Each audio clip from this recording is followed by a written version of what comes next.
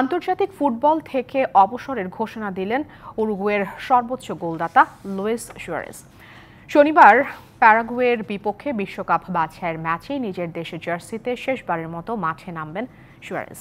17 বছরের আন্তর্জাতিক ক্যারিয়ারে বিভিন্ন সময়ে আলোচনায় এসেছেন এই স্ট্রাইকার। এমন কান্না ভেজা চোখেই জাতীয় দলের জার্সি তুলে রাখার ঘোষণা দিলেন লুইস সুয়ারেজ। 2007 থেকে 2024 দীর্ঘ সময়ের এই ক্যারিয়ারে উরুগুয়ের ফুটবলকে একের পর এক দুর্দান্ত মুহূর্ত উপহার দিয়েছেন এই স্ট্রাইকার। 142 ম্যাচ খেলে করেছেন 69 গোল। নিজ দেশের হয়ে 4টি বিশ্বকাপ খেলেছেন, অংশ ছিলেন 5 কোপা আমেরিকারও। 2011-তে উরুগুয়েকে কোপা জেতানোয় সবথেকে বড় ভূমিকাও ছিল এই স্ট্রাইকারের। 4 গোল করে হয়েছিলেন টুর্নামেন্ট সেরা। তাই অবসর ঘোষণার প্রেস ব্রিফিংয়েও কোপার শিরোপা জয়কে ক্যারিয়ারের সেরা মুহূর্ত হিসেবে উল্লেখ করলেন 37 বছর বয়সের সুয়ারেজ।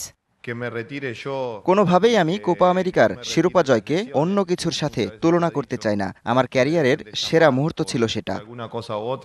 শুধু অর্জনেই নন, নানা সময়ে মাঠের নানা কীর্তিতে আলোচিত হয়েছেন। 2010 সালের বিশ্বকাপে কোয়ার্টার ফাইনালে ঘানার শেষ মুহূর্তের গোল হাত দিয়ে সেভ করেছিলেন সুয়ারেজ।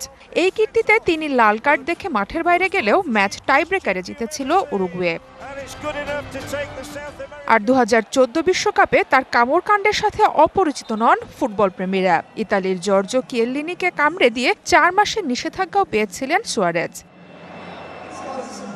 জাতীয় দলকে বিদায় জানালেও ক্লাব ফুটবলে আরও কিছুদিন খেলতে চান উরুগুয়ের এই স্ট্রাইকার। লিভারপুল আর বার্সেলোনার মতো ক্লাব মাতানোর পর লিওনেল মেসির সাথে ইন্টার মায়ামিতে খেলছেন লুই সুয়ারেজ। সারা মাহবুব, ডিবিসি নিউজ ডেস্ক।